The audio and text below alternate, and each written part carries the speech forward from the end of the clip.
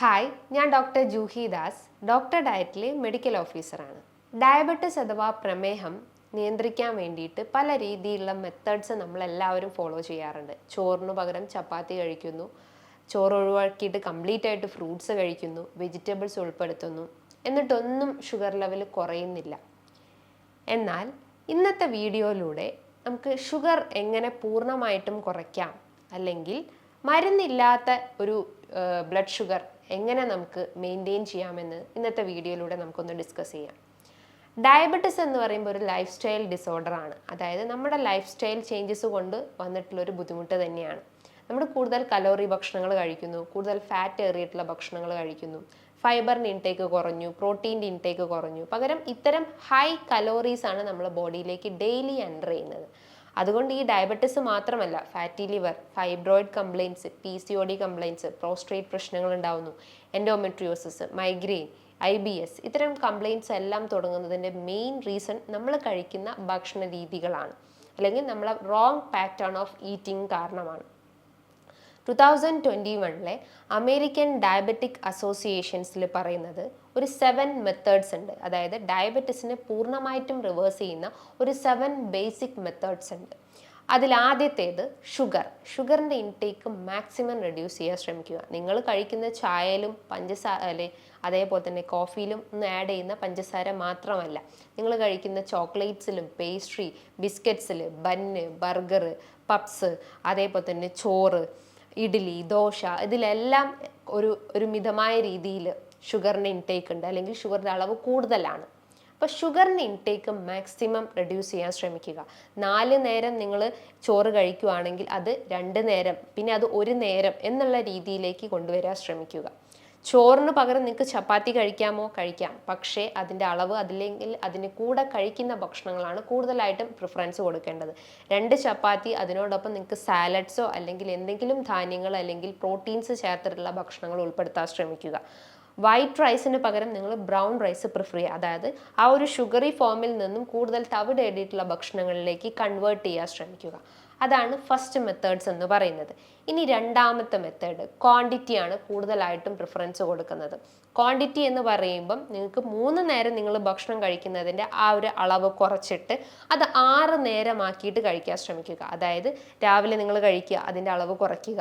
അതേപോലെ തന്നെ 11 മണിക്ക് എന്തെങ്കിലും ഒരു എമൗണ്ട് ഓഫ് ഫുഡ് ഐറ്റംസ്, അതേപോലെ തന്നെ ഉച്ചയ്ക്ക്, അങ്ങനെ ഒരു 6 നേരം എന്നുള്ള രീതിയിലേക്ക് അളവ് കുറച്ചു കൊണ്ടുവരാൻ ശ്രമിക്കുക. അതായത് ക്വാണ്ടിറ്റി കുറച്ചിട്ട് നമ്മൾ ആ ഒരു ക്വാളിറ്റി ഇമ്പ്രൂവ് ചെയ്യാൻ ശ്രമിക്കുക. അതായത് അതിൽ കഴിക്കുന്ന ന്യൂട്രിയൻസ് എല്ലാം നല്ല എഫക്റ്റീവ് ആയിരിക്കും, നമ്മുടെ ബോഡിക്ക് ആവശ്യമായിട്ടുള്ള ന്യൂട്രിയൻസ് മാക്സിമം ഉൾപ്പെടുത്താൻ ശ്രമിക്കുക. അതാണ് നെക്സ്റ്റ് മെത്തേഡ് എന്ന് പറയുന്നത്. ഇനി മൂന്നാമത്തത് എക്സസൈസ് ആണ്. എക്സസൈസ് എന്ന് പറയുമ്പോൾ പലരും ചിന്തിക്കുന്നത്, ഞാൻ നടക്കാറുണ്ട് ഡോക്ടറെ, ഒരു 10 മിനിറ്റ് ഞാൻ രാവിലെ നടക്കാറുണ്ട്, അപ്പോൾ എനിക്ക് നല്ലൊരു റിലീക്സ് അല്ലെങ്കിൽ ഒരു റിലാക്സ് ഫീലിംഗ് എന്നുള്ള ആ ഒരു ഇതിലേക്ക് വരാറുണ്ട്. പക്ഷെ അതിനോടൊന്നും കാര്യമില്ല.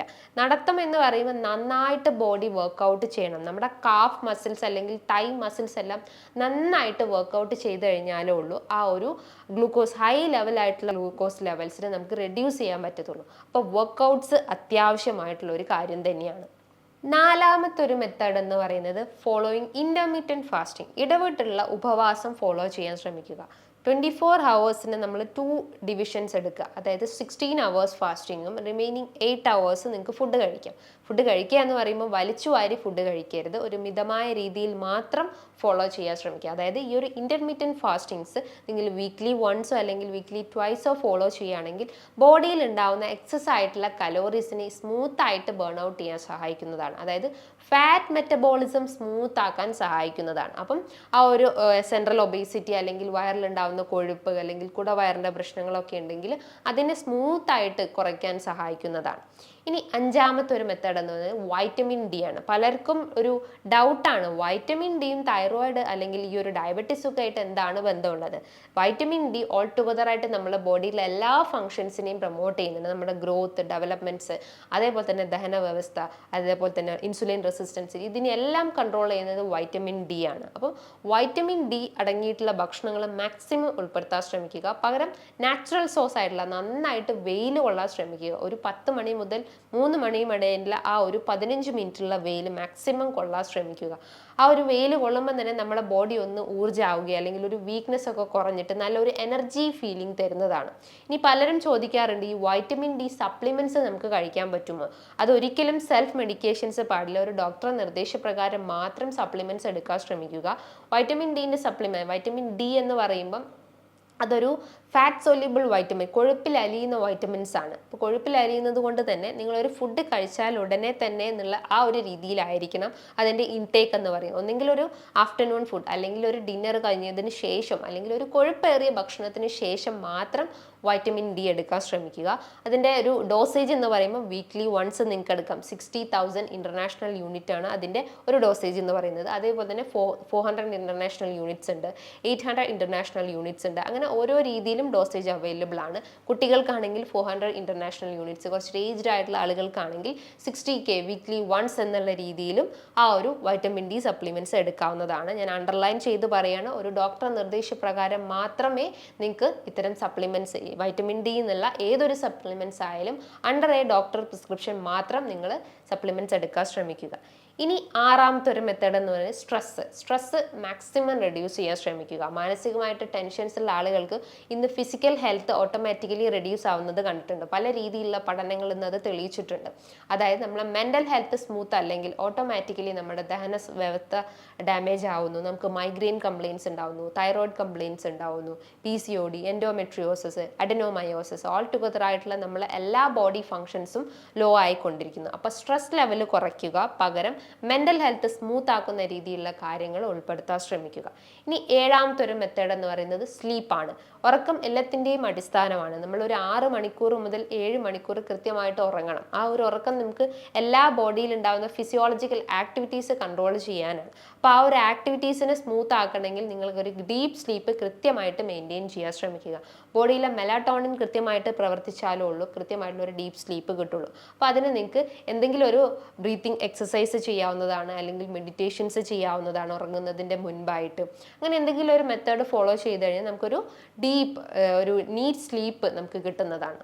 ഈ ഒരു 7 മെത്തേഡ്സ് നിങ്ങളുടെ ലൈഫിൽ നിങ്ങളൊന്ന് ഫോളോ ചെയ്ത് നോക്കിയേ. കാലങ്ങളായിട്ട് നമ്മൾ മെഡിസിൻസ് എടുക്കുന്ന ആ ഒരു ഡയബറ്റിസ് പേഷ്യൻസിന് ഇതൊരു റിലീഫ് ആയിരിക്കാം. അതായത് ഈ ഒരു മെത്തേഡ്സ് ഫോളോ ചെയ്ത് കഴിഞ്ഞാൽ നമ്മളെ ബോഡി തന്നെ ഒരു സ്ട്രോങ് മെത്തേഡ്സിൽ അല്ലെങ്കിൽ സ്ട്രോങ് എന്നുള്ള രീതിയിലേക്ക് വരുന്നതാണ്. ആ ഒരു വീക്ക് സിസ്റ്റം പോയിട്ട് ബോഡി തന്നെ ഒരു ആക്റ്റീവ് ഫോമിൽ, ഇനാക്റ്റീവിൽ നിന്നും ഒരു ആക്റ്റീവ് ഫോമിലേക്ക് നമുക്ക് കൊണ്ടുവരാൻ പറ്റുന്നതാണ്. കാരണം ഒരുവിധം ടോക്സിൻസ് എല്ലാം ആ ഒരു പ്രക്രിയയിലൂടെ, അതായത് ഇൻ്റർമീഡിയറ്റ് ഫാസ്റ്റിങ്സ് അല്ലെങ്കിൽ ഡീപ്പ് സ്ലീപ്പ്, ഹൈഡ്രേഷൻസ്, ഈ ഒരു പ്രക്രിയയിലൂടെ എല്ലാം നമ്മളെ ബോഡിയിൽ ഉണ്ടാവുന്ന ഒരു ബാഡ് ടോക്സിൻസിനെ റിമൂവ് ചെയ്യാൻ സഹായിക്കുന്നതാണ്. അതുപോലെ തന്നെ ഡോക്ടറുടെ ഡയറ്റിൽ ഒരു ഡോക്ടർ നിർദ്ദേശപ്രകാരം ഒരു ഡയറ്റീഷ്യൻ്റെ സഹായത്തോടു കൂടി തന്നെ കുറച്ച് മാസങ്ങൾ കൊണ്ട് തന്നെ നിങ്ങൾക്ക് 4 to 12 kg കുറയ്ക്കാൻ പറ്റുന്നതാണ്. ഇതിന് കൃത്യമായിട്ടുള്ള ഗൈഡൻസ് നിങ്ങൾക്ക് ഡയറ്റീഷ്യൻ പറഞ്ഞു തരുന്നതാണ്. അതായത് എന്തൊക്കെ ഫുഡ് കഴിക്കണം, അവോയ്ഡ് ചെയ്യേണ്ട ഫുഡ് ഐറ്റംസ് എന്തൊക്കെയാണെന്ന് ഡേ നൈറ്റ് നിങ്ങൾക്ക് കൃത്യമായിട്ടുള്ള ഗൈഡൻസ് തരുന്നതാണ്. ഈ ഒരു ഡോക്ടർ ഡയറ്റിൽ ജോയിൻ ചെയ്യാൻ വേണ്ടിയിട്ട് താഴെ കാണുന്ന നമ്പറിൽ ബന്ധപ്പെടുക. ഇനി ഒരു ഡയബറ്റിസ് രോഗി ഫോളോ ചെയ്യേണ്ട ഒരു ഡയബറ്റിക് പ്ലേറ്റ് ഉണ്ട്. ഡയബറ്റിക് പ്ലേറ്റ് എന്ന് പറയുമ്പം നമ്മൾ ഫുഡ് കഴിക്കുന്ന പ്ലേറ്റിനെ 4 ആക്കി തിരിക്കുക. അതായത് 25, 25, 25 എന്നുള്ള രീതിയിലാക്കി തിരിക്കുക. അതായത് ഒരു 25% നിങ്ങളെ ചോറിൻ്റെ അളവാണ്. ചോറ് എന്ന് പറയുമ്പോൾ എന്താണ്, വൈറ്റ് റൈസ് മാക്സിമം കട്ട് ചെയ്യാൻ ശ്രമിക്കുക, പകരം ബ്രൗൺ റൈസ് പ്രിഫർ ചെയ്യാൻ ശ്രമിക്കുക. തവിടുള്ള ഭക്ഷണങ്ങൾ, അതായത് മട്ടയരിയോ ചാമയരിയോ അല്ലെങ്കിൽ എന്തെങ്കിലും റാഗിയോ അങ്ങനെ എന്തെങ്കിലും ഒരു തവിടുള്ള, അതായത് unpolished form of food items prefer ചെയ്യാൻ ശ്രമിക്കുക. നമ്മൾ റാഗി കഴിക്കുകയാണെങ്കിൽ പലർക്കും ഉള്ളൊരു ഡൗട്ടാണ്, അത് നമുക്ക് പാലിലാക്കി കുറുക്കി കഴിക്കാം, എന്നാൽ പിന്നെ പ്രശ്നങ്ങളൊന്നുമില്ല, ഷുഗർ റെഡ്യൂസ് ആവും. അങ്ങനെ ചെയ്യുമ്പോഴാണ് അത് എഗെയിൻ നമ്മളെ ബോഡിയിൽ ഷുഗർ ലെവൽ സ്പൈക്ക് ആവുകയും ഡയബറ്റിസ്, ഫാറ്റി ലിവർ കംപ്ലയിൻസ് എല്ലാം തുടങ്ങുന്നത്. അപ്പോൾ റാഗി നിങ്ങൾ കഴിക്കുകയാണെങ്കിൽ തന്നെ നിങ്ങൾ ഒന്നെങ്കിൽ അതൊരു ദോശ മിക്സ് ചെയ്തിട്ട് കഴിക്കാവുന്നതാണ്, അല്ലെങ്കിൽ പുട്ട് രൂപത്തിലാക്കിയിട്ടും കഴിക്കാവുന്നതാണ്. അത് നമ്മൾ പാലിലോ അല്ലെങ്കിൽ ജസ്റ്റ് ഒരു കുറുക്ക് രൂപത്തിൽ കഴിക്കുമ്പോഴാണ് ഇത്തരം കംപ്ലയിൻസ് തുടങ്ങുന്നത്. എന്നാൽ കുട്ടികൾക്ക് നിങ്ങൾക്ക് ആ ഒരു ഫോമിൽ കൊടുക്കാം, പക്ഷേ ഏജ്ഡ് ആയിട്ടുള്ള ആളുകൾക്ക് ആ ഒരു മെത്തേഡ്സ് അത്ര നല്ലതല്ല. അതേപോലെ തന്നെ ഓട്സ് നിങ്ങൾക്ക് പ്രിഫർ ചെയ്യാവുന്നതാണ്. ഓട്സ് എന്ന് പറയുമ്പോൾ നിങ്ങൾ ഇന്ന് കടയിൽ നിന്ന് മേടിക്കുന്ന ഇൻസ്റ്റൻറ്റ് ഓട്സ് അല്ല, സ്റ്റീൽ കട്ട് ഓട്സ് പ്രിഫർ ചെയ്യാവുന്നതാണ്. സ്റ്റീൽ കട്ട് ഓട്സ് എന്ന് പറയുമ്പോൾ അതൊരു അൺപോളിഷ്ഡ് ഫോം ഓഫ് കാർബോഹൈഡ്രേറ്റ്സ് ആണ്. അതായത് അതിൻ്റെ ധാന്യങ്ങളും അതിൻ്റെ ആ ഒരു കോട്ടിങ്സ് എല്ലാം ഒഴിവാക്കാത്ത രീതിയിൽ ആ ഒരു ഫുള്ളി എക്സിസ്റ്റ് ചെയ്യുന്ന ആ ഒരു ഓട്സ് ആണ് കൂടുതൽ പ്രിഫർ ചെയ്യേണ്ടത്. ഓട്സ് ഈ പറഞ്ഞ പോലെ തന്നെ നിങ്ങൾ ഒരിക്കലും ഒരു വെള്ളത്തിലോ അല്ലെങ്കിൽ ജസ്റ്റ് ഒന്ന് പാലിലോ മിക്സ് ആക്കി കഴിക്കരുത്. കഴിക്കുകയാണെങ്കിൽ തന്നെ നിങ്ങളതൊരു ഓംലെറ്റ് ആക്കിയിട്ടോ അല്ലെങ്കിൽ ജസ്റ്റ് എന്തെങ്കിലും ഒരു സാലഡ്സിലൊക്കെ ഒന്ന് ആഡ് ചെയ്തിട്ട് ആ ഒരു ഫോം ഓഫ് ഈറ്റിംഗ് ആണ് കുറച്ചുകൂടി ബെറ്റർ ആയിട്ടുള്ള ഒരു കാര്യം. അപ്പോൾ ആ ഒരു ഡയബറ്റിക് പ്ലേറ്റ്സിൽ ഈ ഒരു മെത്തേഡ്സ് ആദ്യം ഉൾപ്പെടുത്തുക. അതായത് 25% മാക്സിമം ഗ്രെയിൻസ്, അതായത് തവിടോട് കൂടിയിട്ടുള്ള ഭക്ഷണങ്ങൾ ഉൾപ്പെടുത്താൻ ശ്രമിക്കുക.